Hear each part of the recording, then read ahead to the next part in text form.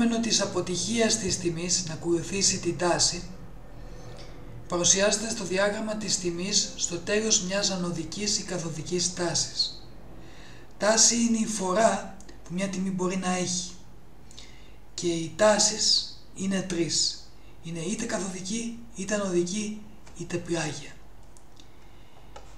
Η ανωδική τάση χαρακτηρίζεται από διαδοχικά υψηλότερα χαμηλά και υψηλότερα ψηλά. Η καθοδική τάση ονομάζεται το διάγραμμα που έχει διαδοχικά χαμηλότερα υψηλά και χαμηλότερα χαμηλά. Η δε πλάγια τάση είναι ότι τα διαδοχικά υψηλά και χαμηλά είναι στο ίδιο περίπου επίπεδο. Η αποτυχία της τιμής να ακολουθήσει την τάση παρουσιάζεται στο τέλος μιας τάσης και προειδοποιεί την αλλαγή της τάσης.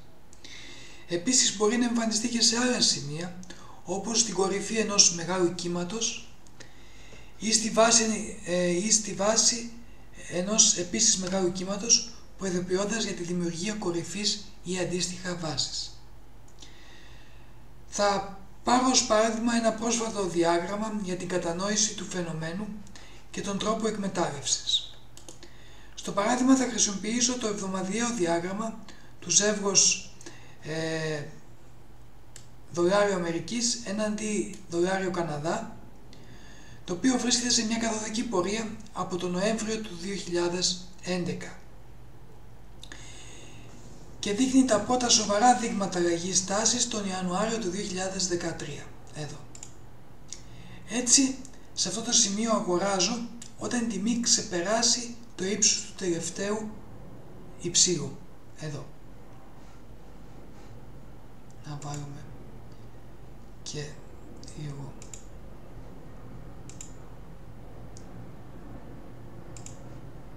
Εδώ. Εδώ, σε αυτό το σημείο.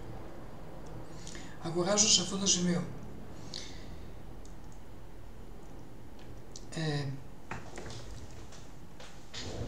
Πολύ σημαντικό σημείο της μεθόδου αυτή είναι ακριβώς το σημείο εισόδου, εδώ, καθώς και εντολή stop loss και take profit.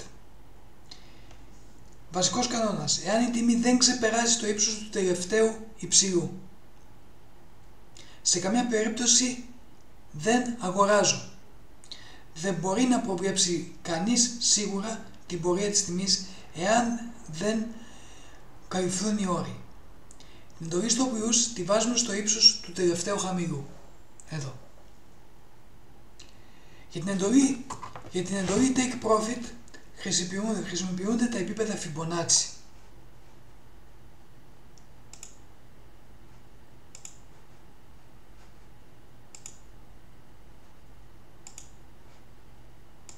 Εδώ. Για τον υπολογισμό θα χρησιμοποιήσω την απόσταση μεταξύ της τελευταίας κορυφής και της τελευταίας βάσης. Εδώ και εδώ. Οπότε τραβάω μια γραμμή από το υψηλό μέχρι το χαμηλό και προκύπτουν τα επίπεδα Fibonacci. Θα τοποθετήσω το πρώτο take profit στο 161,8 εδώ και το δεύτερο στο 261,8 εδώ, περίπου εδώ δηλαδή. Θα δούμε μερικά σημεία τώρα.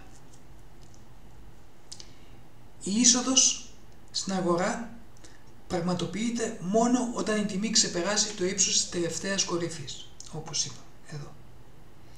Και κατά προτίμηση και δύο ή περισσότερα spreads παραπάνω. Βάζω το stop loss στο χαμηλό της προηγούμενης βάσης, εδώ. Αλλά και λίγο πιο χαμηλά.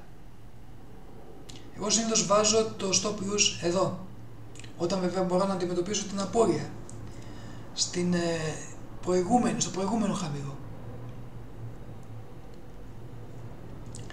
Τα take profit είναι στο 161,8, όπου μόλις η τιμή φτάσει θα κρίσω μισή ή περισσότερο από τη θέση μου, και το δεύτερο το τοποθετώ λίγο πιο κάτω από το 261,8. Η μέθοδος αυτή έχει πιθανότητα επιτυχίας γύρω στο 70 με 80% των περιστάσεων, τουλάχιστον σίγουρα για το 161,8.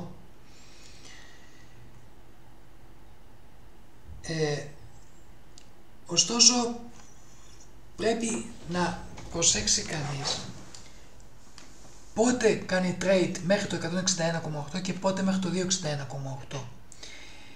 Συνήθως κάνω trade μέχρι το 261,8 όταν υπάρχει μια πραγματική αλλαγή τάσης, όπως είχαμε εδώ. Είχαμε από το 2011 μια καθοδική τάση.